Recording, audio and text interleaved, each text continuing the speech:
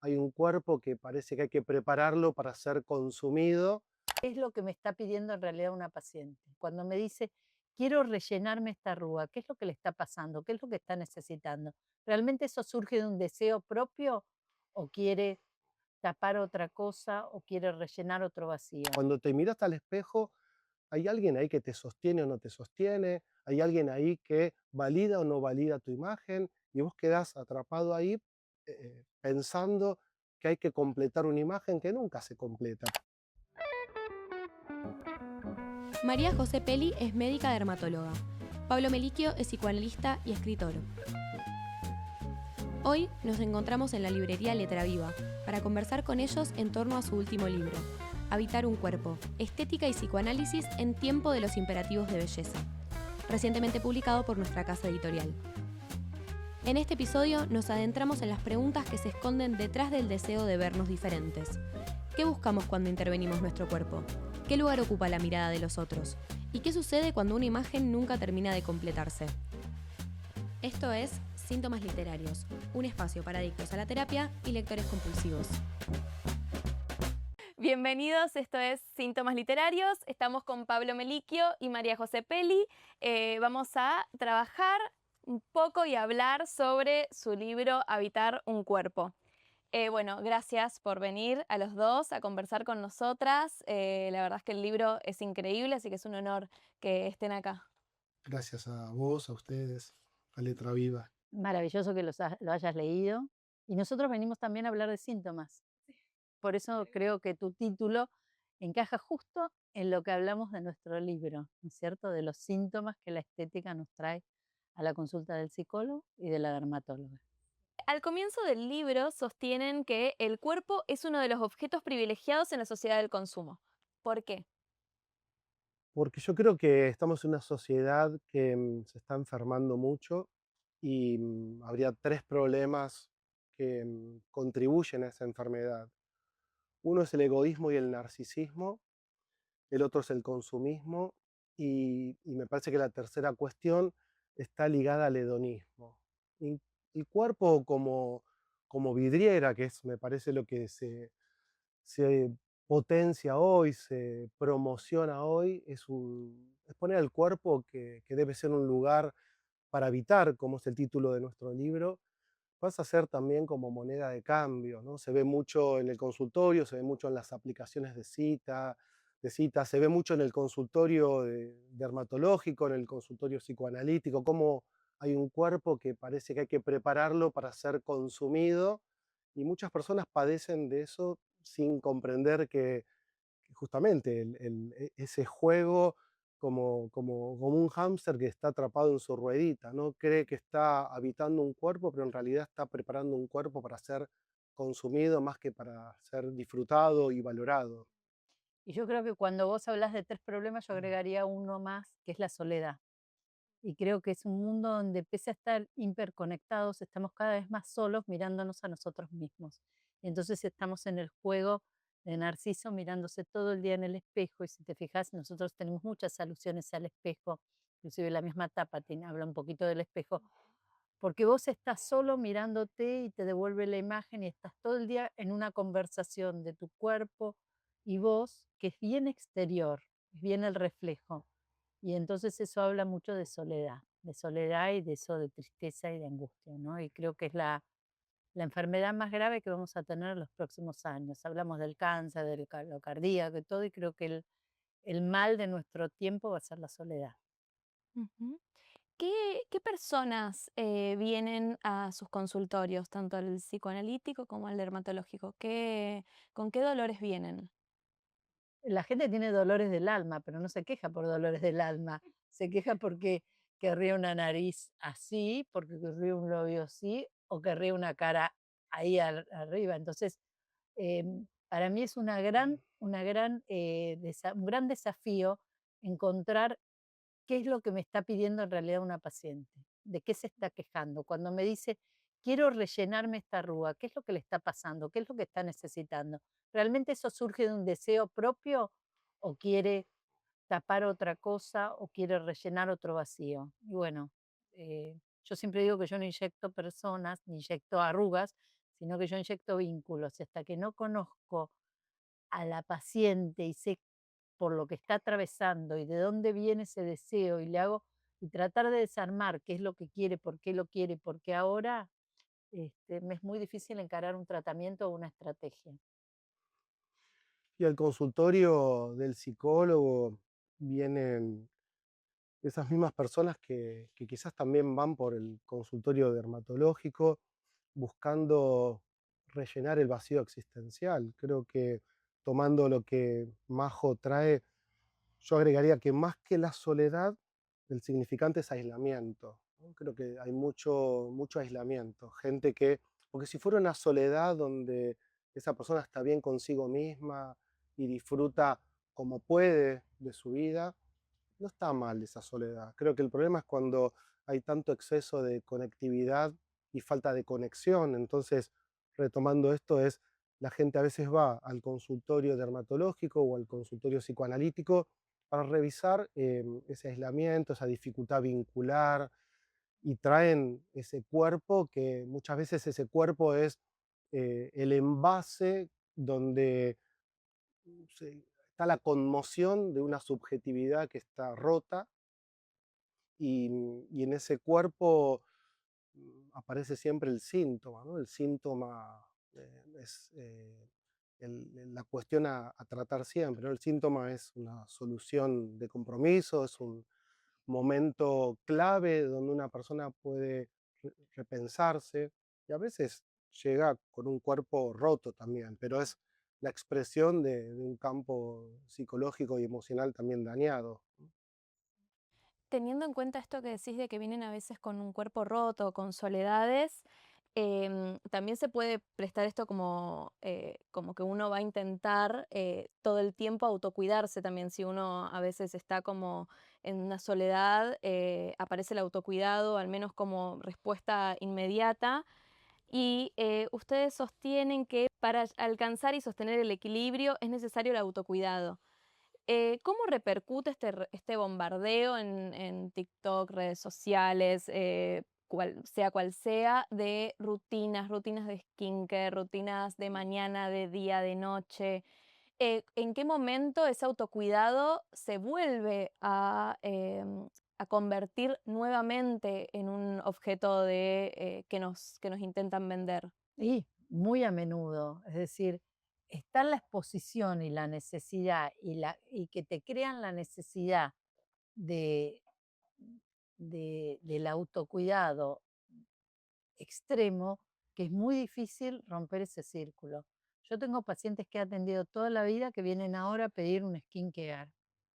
Y si ya estás haciendo de hace 20 años que estamos armando la crema que te conviene, que ahora esta, cambiamos y otro, que ahora lo llames skincare o no, pero necesitan ponerse una cosa antes, otra y otra. O gente que viene y dice, bueno, yo tengo esto, ¿cómo lo ordeno? ¿Y por qué compraste eso? Este porque me regaló una amiga, este porque me pareció que estaba bueno, este porque lo vi en TikTok y este por... Ni siquiera piensan si es para ellos o no. Entonces después armar un set de 20 cremas es muy difícil.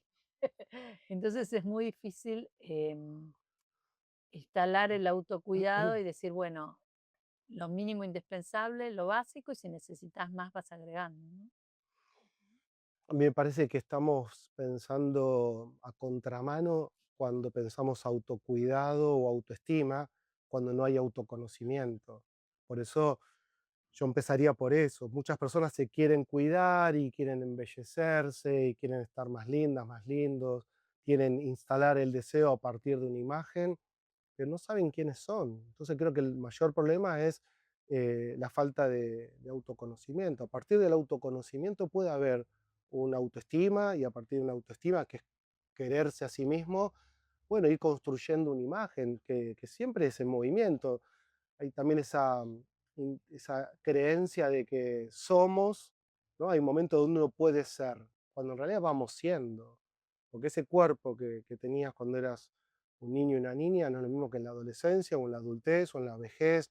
Por supuesto que el problema también con el cuerpo, que es lo que trabajamos todo el tiempo en el libro, es que muchas veces en ese espejo, de hecho aparece una cita de Borges, que nunca te estás mirando solo, sola, sino que hay un sigiloso teatro, dice la la cita de Borges, donde te están mirando los otros o te estás mirando con los otros. Cuando te miras al espejo, hay alguien ahí que te sostiene o no te sostiene, hay alguien ahí que valida o no valida tu imagen, y vos quedás atrapado ahí pensando que hay que completar una imagen que nunca se completa, pero peor aún si la querés completar a partir de estereotipos de belleza que nada tienen que ver con encontrar una identidad, una imagen propia.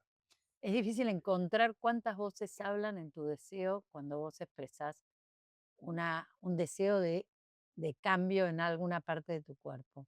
Y entonces a mí lo que más me cuesta es desentrañar eso, cuáles son las voces que están hablando en ese deseo. Si es tu voz propia y tu deseo genuino, o hay voces externas de unas redes, de la familia, de un marido, de un ideal, ¿no? Entonces, bueno, un poco, eh, yo creo que el libro es como decir, bueno, es una pausa, démonos una pausa para reflexionar qué nos pasa como sociedad y qué nos pasa a cada uno como personas en lo que estamos buscando cuando buscamos, en este caso, belleza, Mm. entre comillas. Tomo esto que decís de, bueno, hay que ver qué voces están hablando, si están hablando las voces de las redes, las voces de los padres, de los mandatos familiares, para preguntarles acá, en la página, voy a decir las dos páginas, porque en una, esta pregunta conversa en dos partes del libro. En la página 17 dice una frase que me gustó, es la mirada de la madre, del padre, del adulto que sostenga ante el espejo será esencial para que se vaya armando la propia imagen, lo que luego será esencial para la experiencia del amor. Luego, más adelante, en la página 32, dice una frase que también me gustó, lo más complejo es desaprender lo que se aprendió para ser aceptados. En el caso de un hogar disfuncional, en el que la propia imagen no ha sido validada o no ha sido mirada de una forma suficientemente buena, ¿cómo se podría pensar esto en cuanto a la visión de la imagen o en cuanto a la autoestima y también al venderse al mercado? Ya, es muy difícil porque no es solo un hogar disfuncional. Si vos te fijas en la primera cita del libro, hablamos de Manuelita. Si las nenas desde chiquititas están cantando Manuelita, una vez se enamoró y vieja no me va a querer y entonces me voy a ir a París a que me planchen. Es decir, esa voz interna la estás cantando desde que tenés 5 años. No hace falta tener un hogar disfuncional. Es una cosa que desde 5 años vos sabés que si envejeces el tortudo, bye Sí, bye, sí, my sí, lady sí, fair sí. lady, ¿entendés? Vos tenés que ser linda, perfecta, ir a plancharte a París, porque ni siquiera te alcanza a plancharte por acá, y si no nadie te va a querer, porque vieja no te van a querer. Entonces son mandatos que tenemos muy, muy introyectados. Entonces vos tenés un montón de mensajes que te van entrando desde que sos tan chica que después vos naturalizás eso y todo esto te parece natural. Entonces una mamá que trae a la nena porque se levanta una hora antes para hacer el skincare y tiene 6 años, dice, es espléndido porque ella no se va a arrugar, no le va a Mm. pasar lo que a mí. ¿Entendés? Ni siquiera entró en ese concepto de que a lo mejor no está tan bueno. eh, que una nena de 6 años tenga ese mandato de levantarse una hora antes para hacerse un skincare. Entonces creo que es bastante complejo el tema. No sé vos. Igual, no, no, digo, en relación a esa cita que recortás, me parece que se puede articular también con el estadio del espejo de Claro. Lacan, pensar que nacemos inacabados, incompletos, que necesitamos que nos sostengan y que en esa dependencia inicial, que alguien te sostenga frente al espejo y te empiece a libidinizar y a decir qué lindo que sos o qué linda que sos, y aparezcan significantes a favor de la vida y del bienestar, van a ir construyendo una imagen. A la vez, Dolto decía que em, habría que decirle a los hijos e hijas que, bueno, vos no sos ese que está en el espejo, sino que esa es tu imagen. Y me parece que eso es determinante, ¿no? Saber que tenemos una imagen, que es la del espejo, que está supercargada de un montón de voces. Tenemos una imagen inconsciente del cuerpo. Cuando uno cierra los ojos y conecta con su cuerpo, no es el cuerpo que está en el espejo ni el cuerpo que pones en acción, es decir, no hay un solo cuerpo. Entonces creo que es importante pensar que muchas veces el padecimiento corporal, el padecimiento físico, tiene que ver con algo psicológico que está ligado a estas voces que decíamos, a estos significantes con los que cargamos y con una sociedad que pretende que, no sé, que no envejecer, no enfermar, que no quiere conectar con la muerte. Digo, la sabiduría de la vida, ¿no? Que viene desde el, no sé, del budismo, ¿no? Enfermedad, vejez y muerte, que serían los tres maestros de la vida, básicamente hoy se reprimen o se tratan de tapar o se tratan de, como diría Woody Allen, de detener la inevitable decadencia del cuerpo como sea. Serían los tabú actuales. Claro, exactamente. Y me parece que por eso cuando hablamos del espejo, hablamos de un cuerpo que hay que aprender a habitar de nuevo y romper con esto de que somos demasiado sujetos hablados más que hablantes. Para ser un sujeto hablante hay que recuperar un cuerpo, habitarlo como uno pueda, con los propios significantes. ¿Cómo se puede trabajar el autoestima? Primero, haciendo una pausa, frenando, ¿sí? Entendiendo que hoy se impone la hiperactividad, la hiperconectividad, el valor de la vida en tanto a la productividad y lo que sucede en un consultorio, que es una de las formas, ¿no? De llegar a un consultorio y hacer un análisis, significa hacer una pausa, detenerte a pensar y a partir de ahí yo creo que desprenderse de un montón de significantes y imperativos e imposiciones y mandatos con los que las personas cargamos por el hecho de nacer en una estructura familiar y social. Y para el autoconocimiento hay que hacer primero un trabajo muy interesante que es un vaciamiento, ¿no? Empezar a... ¿eh? Qué miedo. Claro, sí, pero a lo mejor da más miedo no ser uno mismo. El autoconocimiento te va a llevar a una autoestima, pero hay que hacer ese trabajo de autoconocimiento para, bueno, desprenderse de un montón de muebles que están en nuestra mente que nos impiden circular con libertad, ser uno mismo. Así que en general esa primera tarea es la más importante, hacer esa pausa, desmalezar, ¿no? Sacar un montón de impurezas, de imperativos, de cosas innecesarias con las que cargamos y a partir de ahí creo que viene la tarea más importante, que es ser uno mismo, pero vuelvo a decir, no es ser como que vas a encontrar una forma definitiva de ser, pero vas a ir siendo cada vez más vos mismo, vos misma, en tanto y en cuanto te mires realmente internamente y reconstruyas un espejo interior donde te puedas ver realmente con más nitidez, ¿no? Sin tanta contaminación. Y para Majo, ¿cómo mejorar una vida atrapada en las redes sociales y en las imposiciones? Mira, a veces hay preguntas que haces que son disparadoras. Yo creo que lo más importante, yo cuando viene un paciente y me dice, yo quiero esto, y bueno, vos ya más o menos te das cuenta cuáles son las modas en las redes sociales. Tiene momentos de moda que hay que hacerse en la nariz, otra los labios, otra vez las ojeras, otra vez los pómulos, es decir, y entonces yo siempre pregunto, ¿por qué ahora? Y qué es lo que le molesta. Porque a veces dice, yo quiero hacerme el labio, pero a vos, ¿qué es lo que le doy un espejo? ¿Qué es lo que te Mm. molesta de tu cara? Entonces, es hacer preguntas que sean disparadoras, entrando en lo que es encontrar tu propio deseo. Y entonces esas preguntas a veces te llevan a repensarte, a hacer, como dice Pablo, una pausa. Esto es lo mismo, darles un espacio de reflexión antes de empezar a intervenir eh, una cara o un cuerpo, porque si bien hoy en día se banaliza mucho esto de que hoy me hago los labios, mañana voy y me los saco, no todo es tan fácil, Mm. no es tan fácil hacerlos y que queden como vos querés o como pensás que querés o como te imaginaste, toda la fantasía que hay alrededor de eso, y después no es tan fácil deshacerlo. Tengo una chica de 30 años que viene y me dijo, quiero que me saques los poros. ¿Cómo que te saque los poros? Los poros, mira, yo tengo poros. Llamé a la chica que trabaja conmigo, que es muy jovencita, le digo, mira, Agus tiene poros, yo tengo poros, la señora todos tenemos poros. No, no, no. Y me mostró en el teléfono, ¿ves? Esta gente no tiene poros. Bueno, eran imágenes de redes que tenían un filtro. Mm.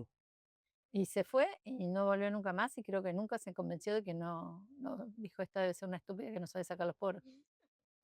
Es decir, entendés que a veces el deseo es una magia. En realidad todos tenemos un pensamiento mágico y a veces las redes exacerban ese pensamiento y ese deseo mágico y es muy difícil desarmarlo, porque los pensamientos mágicos son muy primarios, son muy atávicos. Ujú. Recién decías algo de una paciente que se levantaba, te vuelvo a una parte anterior, una paciente que se levantaba una hora antes a hacerse su rutina, aunque sea muy chiquitita. Bueno, la primera viñeta clínica es de una niña de 12 años. Sí. Em, ¿Qué es la cosmeticorexia? Mira, es una afección, un síntoma que no tiene todavía definición en ningún manual como enfermedad ni como síntoma. Es algo que estamos viendo. Yo veo muchos pacientes que consultan, que son chiquitas, que la trae la mamá o el papá, porque los papás traen muchos a los chicos a la consulta, y tienen algún problema en la piel, o están lastimados, o bueno, algo. El primer trabajo que publiqué, que lo publiqué con una psiquiatra y una médica dermatóloga en formación, lo publicamos una chiquita que se lastimó toda la cara porque se ponía pasta de ajo para sacarse los granos porque lo había visto en TikTok y a escondidas de la mamá. Entonces, como esa, uno ahí empieza a levantar un poco la alerta y dice, bueno, y a ver, y entonces empezás a ver muchos de tus pacientes que vienen porque tienen la cara de una manera, del otro, y vos empezás a preguntar. Y entonces yo he visto pacientes de 6 años, chicas muy chiquititas, que eh, empiezan a tener como unas rutinas de skincare que no necesitan, muy arraigadas y que les llevan mucho tiempo y que eso van definiendo su conducta en el colegio. Para ir al colegio necesito esto de las pestañas, el rubor, el coso en el pelo, bla, bla, bla, y eso le lleva 40 minutos de levantante. La mamá lo ve bien, porque dice, bueno, esta chica se aprendió a cuidar antes que yo empecé a los 40, a los 50, a los 30. Entonces, desarmar todo eso es muy difícil. Y la cosmeticorexia es esa conducta compulsiva que te lleva a hacer un skincare o a hacer algunos tratamientos que no necesitan y que te llevan mucho, mucho tiempo en el cual vos pones mucha libido, ¿no? Mucha energía, tiempo, energía, expectativas. Y personalmente yo creo que estas chiquitas, si vos no podés desarmar esto que empieza a veces como un juego, eh, van a ser el día de mañana pacientes portadoras de dismorfofobia. Son esas pacientes que a los 30, a los 40 van de consultorio en consultorio juntando experiencias de insatisfacción por los tratamientos realizados, pero que buscan otro y buscan otro más y otro médico y más médico. Así que yo creo bueno, publicamos en el libro un capítulo en el que hablamos de esto y yo publiqué un artículo que se publicó en el ámbito médico y hablé en varios congresos de esto y estoy con un médico italiano tratando de armar como un registro internacional o levantar una alerta porque me parece que tenemos que estar atentos todos los médicos porque es prevención en infancia, y me parece que es muy interesante eso. ¿Y qué es la dismorfofobia? Viene de la mano de la cosmeticorexia, es decir, creo que es importante en salud mental detectar a tiempo. Hay muchas dificultades para registrar los síntomas, se suelen tapar cada vez más, por eso se medica tempranamente. Detectar los síntomas sería fundamental para después aprender a gestionar las emociones, a saber cuáles son las emociones. Hay que hacer todavía, y es un poco absurdo decir esto, pero lo que nos define como humanos, son los sentimientos, las emociones, por cuestiones sociales, culturales, están siendo perturbados y entre las grandes perturbaciones está esto de poner el cuerpo en escena de esta manera como se está poniendo y las redes sociales siendo agrotóxicos mentales. Estos casos que trabajamos con Majo en el libro, que tiene que ver con la cosmeticorexia puntualmente, si se detecta a tiempo una niña que deja de jugar con su imagen y pasa a ser una obsesión, si se detecta a tiempo podemos evitar la dismorfofobia, que es algo que ya es más patológico, que son mujeres y hombres que están permanentemente disconformes con una parte de su cuerpo, porque siempre es un recorte, ¿no? Esa imagen que vemos en el espejo no es una imagen completa, es una imagen en general donde uno detiene la mirada en un aspecto, ¿no? Y ese aspecto, en el caso de alguien que está transitando ya una problemática más de imagen, como es la dismorfofobia, como puede ser un trastorno alimenticio también, ¿no? Porque una anoréxica ve un cuerpo con un sobrepeso cuando la biología está indicando otra cosa. Entonces, en la dismorfofobia, como en la anorexia, y en ese principio que sería la cosmeticorexia, es empezar a ver que algo que puede empezar a ser un síntoma se puede tornar un cuadro psicopatológico. Y entonces, en el caso de detectar a tiempo, podríamos impedir que aparezca un cuadro psicopatológico grave o una enfermedad como puede ser la dismorfofobia, que es alguien que hagas lo que hagas, transformes lo que transformes de su cuerpo, desde la dermatología, la medicina y hasta el psicoanálisis. Esa persona hoy corrige una parte de su cuerpo y mañana va a sentir que hay otra parte de su cuerpo que no es acorde a cómo lo imagina o cómo tiene que ser para la mirada de los otros. Es un inconformismo con el cuerpo que lleva todo el tiempo a alguien que está en crisis con su cuerpo, pero en definitiva es en crisis con su existencia. En cuanto a esto que vos decís de que, bueno, apareció ahora en cuanto a las redes, ¿qué diferencias ves desde un consultorio de cosmetología antes y después de las redes, en cuanto a la información que traen Mira, los yo te voy a decir pacientes? que para mí, yo tengo el consultorio, hago dermatología clínica y dermatología estética, ambas cosas. Yo primero hice la residencia de clínica médica, después hice la residencia de dermatología y después hice un posgrado de medicina estética. Es decir, hice una gran formación y tengo hace muchos años. Y yo te diría que desde la pandemia, cuando las redes explotaron, diríamos, fue como un crecimiento logarítmico, eh, la gente empezó a consultar por otras cosas. Lo primero que te diría es que la gente empezó a mirarse todo el tiempo. ¿Por qué? Porque cuando vos ibas a una situación laboral, de salida, social, de afectiva, lo que sea, ibas con un otro, como hacemos ahora. Yo te miro a vos, vos me mirás a mí, pero yo no estoy mirándome a mí. Desde que vos te relacionás con una pantalla, estás todo el día mirándote a vos. Y la gente cuando está en una reunión, no está mirando la reunión y atenta a la reunión, está interviniendo en la reunión, pero se va mirando, y, che, tengo esta arruga, ¿cómo se me marca? ¿Viste cuando hablo que se me sube el labio? Y entonces la gente empezó a consultar por cosas que vos a veces ni mirás. Pero claro, de tanto mirarte encontrás un montón de detalles que por ahí no hacen a tu cara, pero sí vos te lo ves todo el tiempo. Eso es lo primero. Y lo segundo que te diría es que ya espera una transformación casi mágica. ¿Entendés por qué? Porque cree que vos, como pones un filtro, le pones una crema o le haces un tratamiento y de pronto se va a ver sin poros, con la piel lisa, con la piel que brilla, con el labio grande, lo que sea. Y después, el sobreabuso, lo tercero es que el input de todo lo que son la información que tenés creció logarítmicamente, porque vos estás todo el día atrás de una pantalla que te está brindando información, no solo que vos te mirás, sino que te da un feedback e intervienen todas las voces que hablan. Entonces está la influencer que te recomienda lo que le pagan para que recomiende. Está la, la, la que tiene profesionalmente que venderte un producto y la que no es profesional pero igual te lo vende. Y entonces hay un montón de intereses creados desde lo personal, lo profesional y lo comercial para que vos recibas una información y vos empezás a recibir un millón de esas informaciones. Entonces la gente viene a solicitarte tal tratamiento para tal cosa o un skincare para tal cosa y entonces ponen de moda un montón de necesidades que por ahí no tenés y la gente consulta por eso. Entonces yo veo que las pacientes están mucho más informadas, no siempre bien, pero más informadas y son mucho más exigentes. Ujú, bien.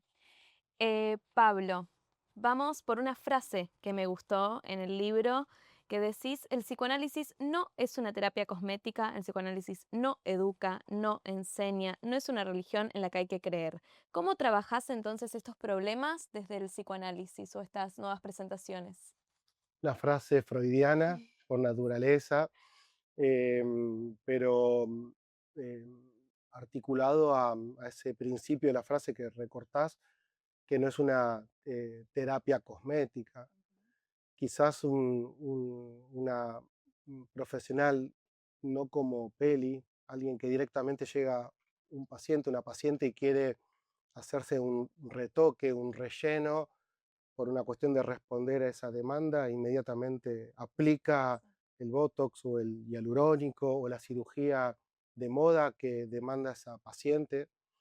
Yo creo que en la psicología clásica y en determinados tipos de escuelas psicológicas también se responde inmediatamente a la demanda y se ayuda a que ese sujeto, digamos, se encuentre rápidamente en el espejo. Y el psicoanálisis en ese sentido no va a dibujar, no va a rellenar, al revés. Creo que un buen psicoanálisis va a llevar a la aceptación de que no hay relleno posible, ¿no? Que somos sujetos barrados, que tenemos agujeros, que tenemos em, alguna cuestión a resolver siempre, pero que la identidad también se va construyendo en relación a ese agujero, a ese vacío, a la aceptación de la finitud, la fragilidad, la incompletud, que podemos hacer todo lo posible para estar mejores. Yo no desaconsejo, tampoco aconsejo, pero no voy a ir en contra de alguien que quiera ir a un consultorio estético y hacerse una cirugía, un implante, aplicarse algo para verse mejor. Pero voy a suspender esa habilitación, voy a tratar de que ese sujeto piense si realmente es algo que quiere para sí mismo, si es una decisión meditada, si realmente cree que tiene que ver con algo de una construcción propia y no respondiendo a estos imperativos de belleza, ¿no? Así que en definitiva, nunca un sujeto que entra en análisis se va a ir maquillado, ¿eh? Todo lo contrario, creo que lo que hace el análisis es quitar maquillaje y dejar que caigan caretas y máscaras para que el sujeto sea más persona que personaje.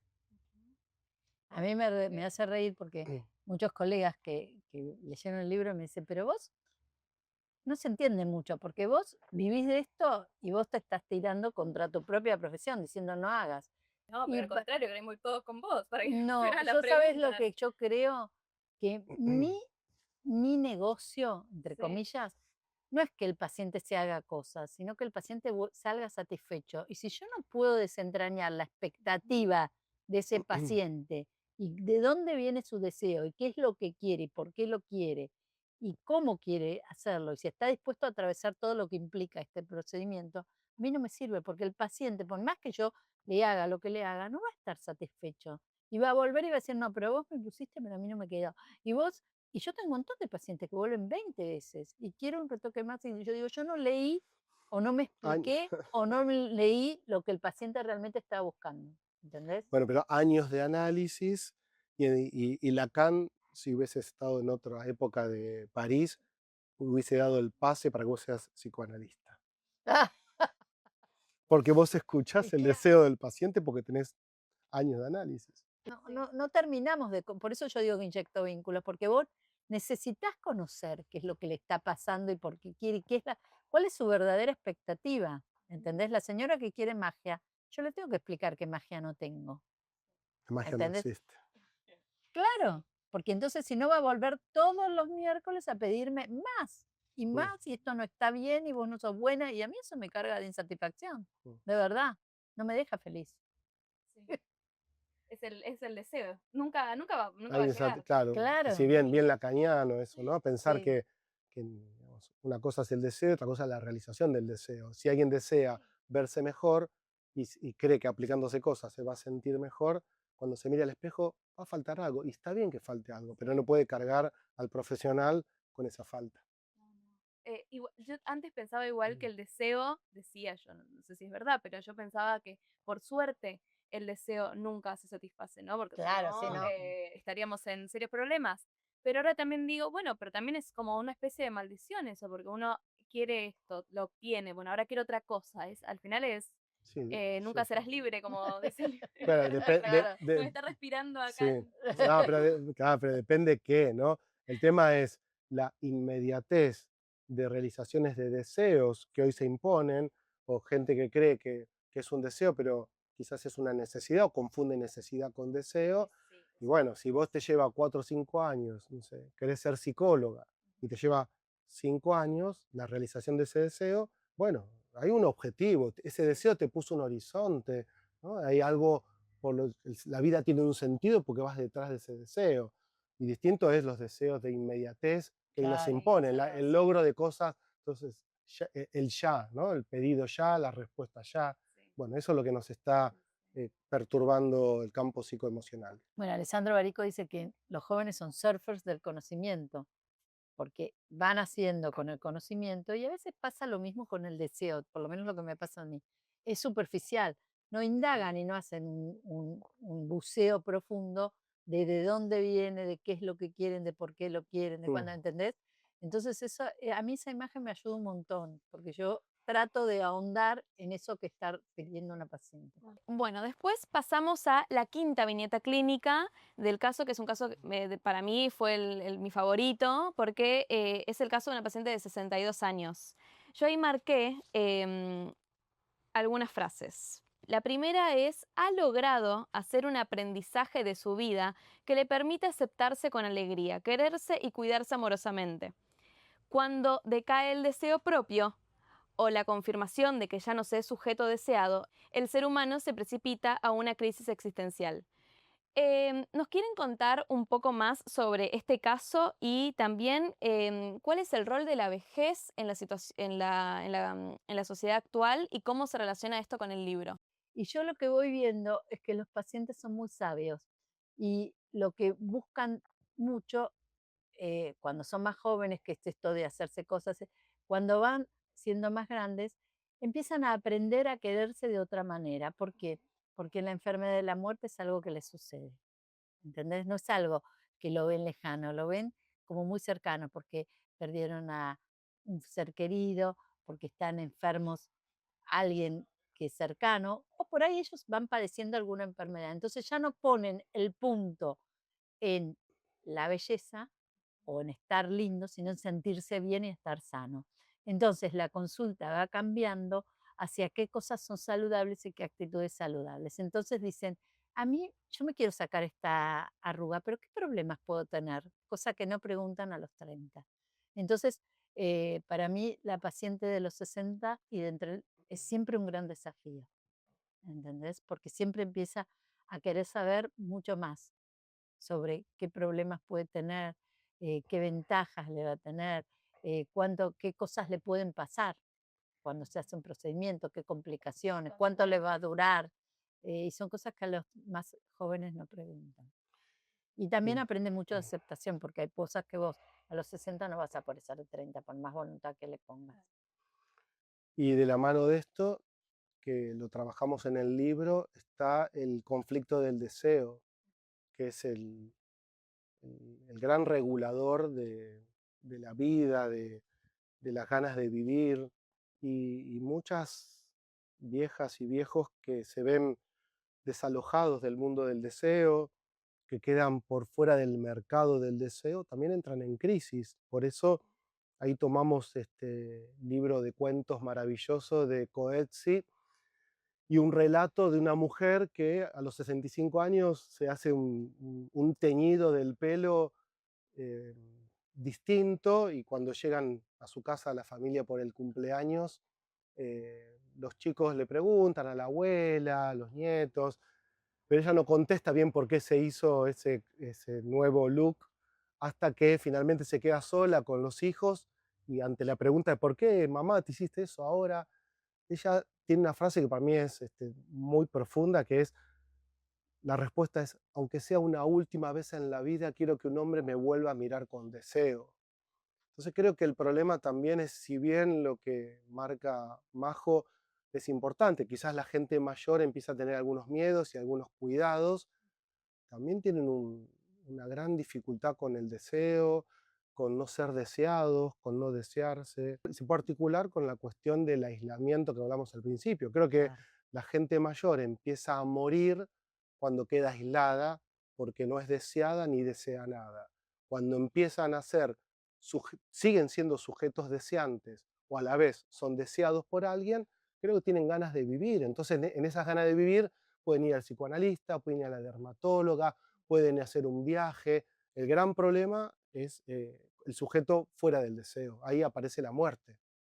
Yo creo que también tiene que ver con el registro, que lo registres como una, viste que nosotros las vejeces son invisibles en nuestra sociedad, son invisibles desde que no son ni siquiera, eh, diríamos, honradas con una jubilación, con una vida digna, viste, con una vida digna. Sí, Entonces, sí. creo que también pasa por el registro, ¿no? De la persona anciana como una persona que tiene un acúmulo de sabiduría que no aprovechamos por ahí mucho. Sí, yo hice algunos libros con gente mayor, que podríamos decir hoy viejos, viejas, Norita Cortiñas, madre de Plaza de Mayo, que murió con 94 años, Pérez Esquivel, que va a cumplir 95, Yuyo Noé, que murió con 90 y pico de años también.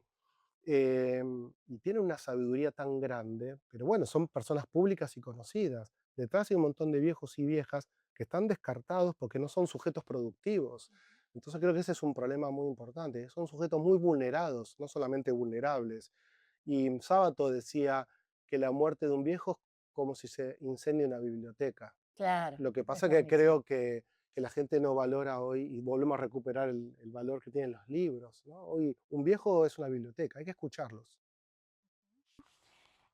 Vamos a la anteúltima pregunta, ya nos estamos acercando al final, pero bueno, en el libro sostenés que el autoconocimiento es el camino. ¿Cómo sería ese camino hacia la autorrealización? De la mano, ¿no? Primero, pensar que la gente quiere comprar imagen, quiere ser un cuerpo vidriera, y hay que desalojarlo o intentar ayudar a que se desaloje de ese lugar para empezar a ese autoconocimiento, no ser un cuerpo o una vida para ser vista y consumida por otros, sino empezar a habitar una vida propia, ser un sujeto que encuentre su propio deseo, que su deseo se quede encauzado detrás de buscar un sentido a la propia vida. Creo que lo más importante que tiene la vida es encontrarle un sentido o algunos sentidos. A partir de ese autoconocimiento y ese encuentro de sentidos, porque vuelvo a decir que la vida no tiene sentido, sino que hay que dárselo. Si vos le empezás a dar un sentido a tu vida y cada tanto vas encontrando algunos sentidos a tu vida, ahí empieza la autorrealización. Y a partir de la autorrealización creo que viene lo más importante, que es realmente estás viviendo una vida propia. Y quien no vive una vida propia, perdió la vida. Cuando pensamos la portada del libro, que lo vimos mucho con Leandro, que siempre es muy contenedor y pudimos dialogar mucho con Lean Salgado, todo esto. Cuando hicimos el primer, antes que salga el libro, Majo me invitó a un congreso al BAS, un congreso muy importante de estética, dermatología, y yo llevé la cinta para armar la banda de Moebius, para mostrar que somos interioridad y exterioridad en interconexión. Entonces, una persona autorrealizada no es alguien que está bella o bello por fuera, porque quizás que como una manzana que la compras porque está brillosa y adentro está podrida. Creo que lo importante es que alguien tenga esa interconexión con el adentro y el afuera, ¿no? Que el espejo exterior, donde se ve más o menos bien, eh, tenga una Correcto. correlación con ese espejo interior, ¿no? Que Miguel Abuelo, creo que en el libro lo decimos, ¿no? Decía en una canción, esto del gran espejo interior, ¿no? Armar el espejo roto del mundo interior. También en terapia uno va armando ese espejo interior, porque por más que vos vayas a su consultorio y salgas bella de ahí, Si adentro estás quebrada, no vas a estar bien. Sí, sí. Y que por suerte caigas en tu consultorio, porque si no salimos salimos todos con otra nueva cara de cualquier otro. Bueno, primero, antes de pasar a la última pregunta, le queremos agradecer a nuestros amigos del psicoanalista que nos dejaron este vino, que nos acompañan siempre para las charlitas y para compartir la lectura con un buen vinito. Y que lo tomamos. Y que sí, lo retomamos. Pobre. No, acá vacío, necesitamos otro de vuelta. Bueno, ahora viene una última pregunta que es de mi poetisa favorita, Pizarnik. Yo hago esta pregunta, siempre es la única que se repite en todos los síntomas literarios, porque es mi forma de entregarle algo a Pizarnik muy egocéntrico de mi parte, pero en un, en un poema que se llama Sala de Psicopatología, que ella lo escribe en El Pirovano, hay una parte en donde ella se hace una pregunta. Así que voy a leer el poema y después me gustaría que digan algo, que intenten responder esa pregunta de Pizarnik. Oh viejo, hermoso Sigmund Freud, la ciencia psicoanalítica se olvidó la llave en algún lado. Abrir se abre, pero ¿cómo cerrar la herida? El alma sufre sin tregua, sin piedad, y los malos médicos no restañan la herida que supura. El hombre está herido por una desgarradura que tal vez o seguramente le ha causado la vida que nos dan. ¿Cómo se podría cerrar una herida? Yo creo que a veces las heridas no hay que cerrarlas, hay que transitarlas, hay que vivirlas y hay que quererlas como querés lo que te pasa, porque la vida te sucede, no importa si te metes abajo de la mesa, igual te va a suceder. Entonces, bueno, eh, yo aprendí con Pablo que a veces uno sigue viviendo con agujeros y resignifica el agujero. Y yo creo que muchas de mis pacientes están, yo cuando celebré el día del dermatólogo y de dermatóloga recordé a mi mamá que estaba tan contenta que yo fuera médica, ella era bioquímica y farmacéutica. Y entonces cuando yo le dije quiero ser dermatóloga, miró como diciendo, tantos años estudiando, claro, ella por ahí pensaba que yo iba a ser cirujana, que iba a salvar vidas. Y yo digo que desde mi humilde lugar, yo curo muchos corazones heridos, ¿me entendés? Porque vos podés eh, calmar y apañar una herida y a veces no podés curarla porque las heridas son profundas, pero aprendés a vivir con esas y bueno, es eso, y que aprendes a vivir cuando tu nariz no es lo que pensaste, cuando tu labio no es lo que vos querís, porque bueno, te empezás a querer también con tus heridas.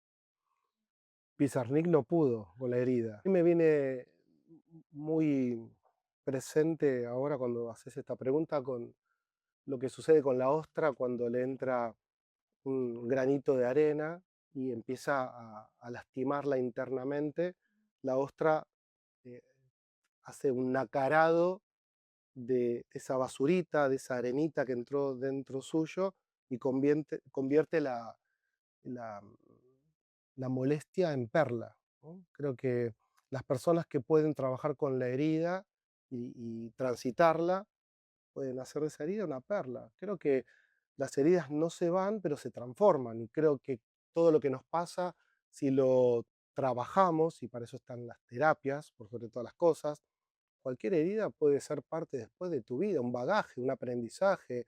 El tema es aceptar primero la herida como parte de lo que te toca transitar y a partir de ahí hacer todo lo posible para nacarar esa herida y transformarla en una perla.